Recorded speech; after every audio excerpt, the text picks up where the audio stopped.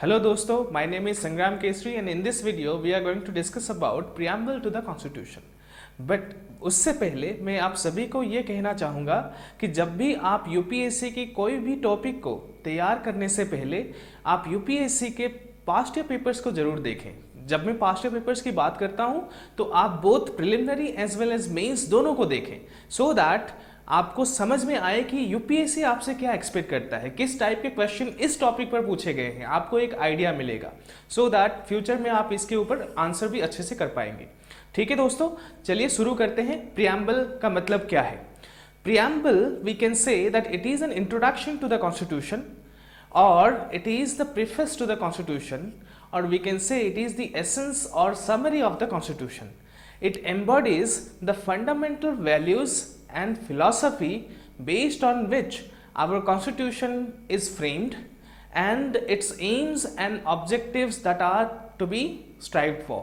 तो ये सारी चीज़ें हमारी कॉन्स्टिट्यूशन के बारे में प्रियम्बल कहता है। नेक्स्ट और क्या देखेंगे इसमें?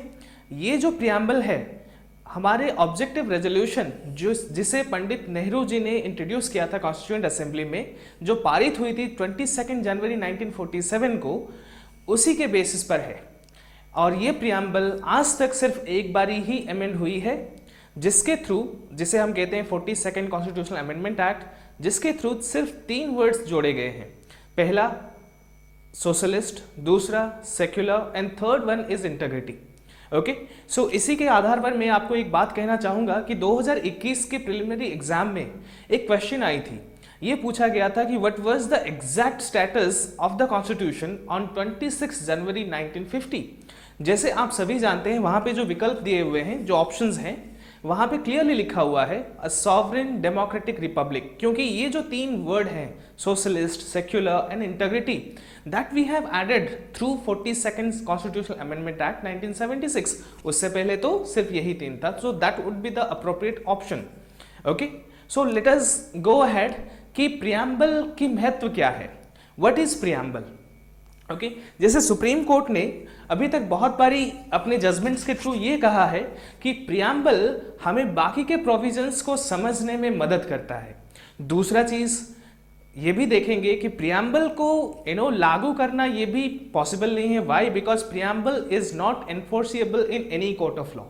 Okay, so what are the purposes that are being served by the preamble? Let us see that one by one.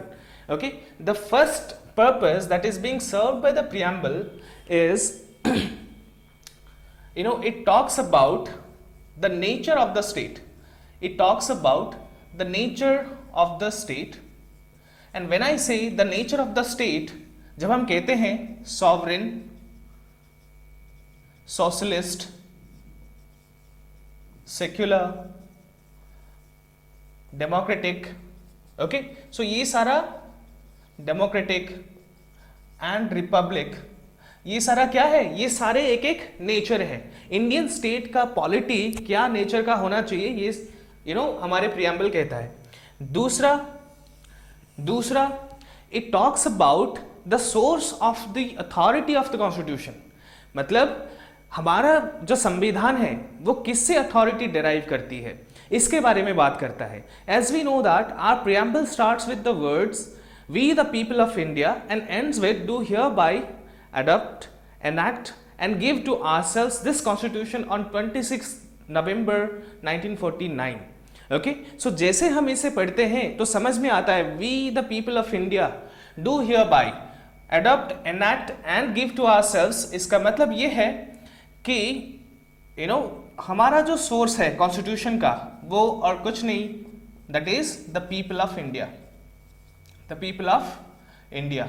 Okay, so the sovereignty of India lies with, और the sovereignty of Indian constitution lies with the people of India.